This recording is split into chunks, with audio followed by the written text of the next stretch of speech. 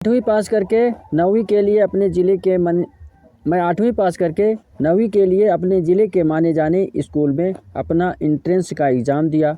मेरा सिलेक्शन उस कॉलेज में हो गया। मेरी कुशाग्र बुद्धि देखकर उस कॉलेज के बड़े बाबू ने मेरे लिए छात्रवृत्ति का इंतज़ाम कर दिया। अब मैं जी जान से पढ़ाई करने लगा। एक दिन मेरे हॉस्टल के पड़ोसी मेरे पास आए और बोले, देखो बेटा, कॉलेज में तुम्हारा बड़ा नाम चलता है। हम सब आपके भविष्य के लिए उस मालिक बस थोड़ा सा काम के लिए हम सब आपके पास आए थे। यदि तुम्हें बुरा ना लगे तो मैं अपनी बात रखूं। मैं बोला, बात रखने में क्या है, रखो। अगर मेरे लायक होगी तो मैं अवश्य मानूंगा। तब उन्होंने कहा, देखो बेटा, हमारे छोटे छोटे बच्चे हैं। हम इन बच्चों को आपके जैसा बनाना चाहते हैं। बस हमारे छोटे बच्चों के लिए 1 घंटा समय तुम निकाल कर उनका भविष्य उज्ज्वल बना दो। इसके बदले हम सब मिलकर तुम्हें अच्छा पैसा देंगे। मैं उनके गरीबी के विषय में पहले से जानता था, इसलिए मैंने हाँ कर दिया और प्रतिदिन 1 घंटा मैं समय निकालकर उनके बच्चों को शिक्षा देने लगा। बच्चे बड़े ही सच्चे और मेहनती थे, इसलिए मुझे भी उनके साथ अच्छा लगने लगा। लेकिन एक बात मेरे दिमाग को खाए जा रही थी। उन बच्चों में एक लड़की बहुत सीधी सादी, खूबसूरत और पढ़ने में भी कुशाग्र बुद्धि की थी। वह इतनी सीधी थी, चाहे जो बात उसके सामने आती वह चुपचाप बर्दाश्त कर जाती, झगड़ने का नाम ना लेती। एक दिन उसका बैग ही किसी ने शरारत से उठा ले गया। मैंने उन बच्चों से पूछा तो बच्चे कहने लगे, हमें से कोई नहीं चुराया है, या किसी अन्य का काम है। उस बच्ची के चेहरे पर थोड़ी सी सिकन ना आई कि मेरा बस्ता गायब हो गया है।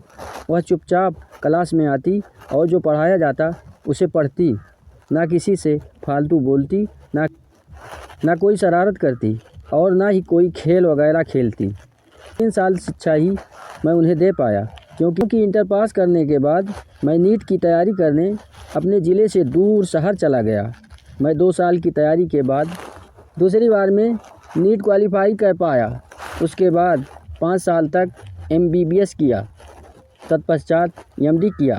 2 साल तक प्राइवेट हॉस्पिटल में नौकरी की। भाग्यवश मेरी ज्वाइनिंग एक सरकारी अस्पताल में हो गई। इन सभी वर्षों में मैं यही सोचता रहा, दुनिया में वह अपने हक हिस्से के लिए लड़। खाली समय में हर कोई अपने मित्रों या दोस्तों से बात। आज तक मैंने उस लड़की जैसा शांति पसंद बंदा या बंदी संसार में न देखा। उसके माँ बाप भी बहुत गरीब हैं। वह उसकी शादी बड़े घर में कर नहीं सकते। उसका जीवन इस चंचल संसार में कैसे गुजरेगा। मेरे दिल से उस लड़की का भोलापन निकल ना रहा था कि अचानक एक दिन मेरे एक दोस्त का फ़ोन आता है। वह भी मेरे साथ MBBS में पढ़ता था। उसने अपनी शादी में आने के लिए कहा। शादी के दिन मैं उसके यहाँ पहुँचा और जब बारात में गया तो मुझे पता चला कि जिस बच्ची को मैंने ट्यूशन पढ़ाया था, जिसके विषय में मैं बार बार सोचता रहता था, उसी लड़की से मेरे दोस्त की शादी हो रही है। मैं जब अपने दोस्त से शादी करने का कारण इस गरीब घर में करने का पूछा तो लड़का बोला, तुम तो जानते ही हो, मेरे पापा एक बड़े बिजनेसमैन हैं। वो अपने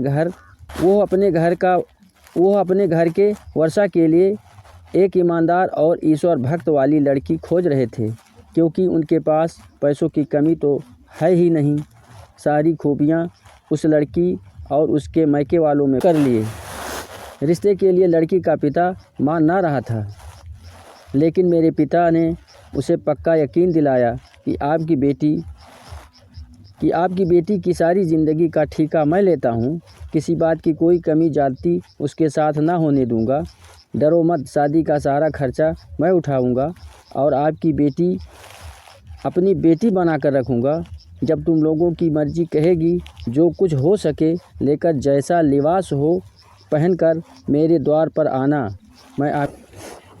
मैं आपकी सेवा में कोई कमी ना की। तो रही बात अमीरी गरीबी की, तो मैं इसे और तुम्हारे लड़कों की मदद करके तुम्हारी गरीबी भी दूर कर दूंगा। यह सब बातें सुनकर तब लड़की का पिता हाँ किया। लड़की का पिता अमीरों से बहुत डरता था, क्योंकि अक्सर अमीर अपने व्यवहार में खरे नहीं उतरते। यह बात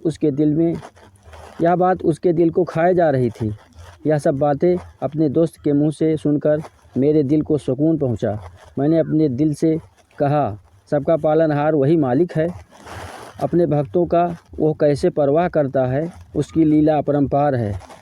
अब तो मुझे सुकून मिला। 4 माह बाद मेरे दोस्त का फिर फ़ोन आया और वह मुझे अपने घर दावत पर बुलाया। जब मैं उसके घर पर पहुंचा तो देखा उसके घर के सभी व्यक्ति अति प्रसन्नचित्त मेरा दोस्त मेरे पास दौड़ा आया और बोला, यार मुझे तो बड़े गजब की पत्नी मिली है। वह साधारण घर से ज़रूर है, लेकिन उसमें खूबियाँ बड़े घराने जैसी। चल यार, उसके लिए कुछ गिफ्ट खरीद लाते हैं। मैं और मेरा दोस्त जब गिफ्ट खरीदने गए तो उसने उस लड़की के लिए एक साधारण कपड़ा और एक विशेष कपड़ा खरीदा। एक जोड़ी साधारण कंगन और एक जोड़ी सोने के कंगन खरीदे।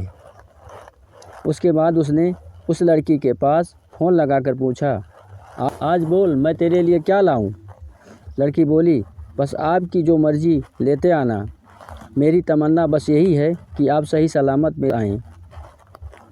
आपको ऊपर वाला लंबी उम्र दे। हमें तुम्हारे सिवा किसी और की तमन्ना नहीं है। आप मेरे लिए संसार में सबसे अच्छे हैं। इंतज़ार कर रही हूँ। आपको बहुत ढूंढा, आप कहीं दिखे नहीं। जब मैं आपसे वैसे खुश हूँ तो मेरे लिए क्या फालतू में परेशान हैं।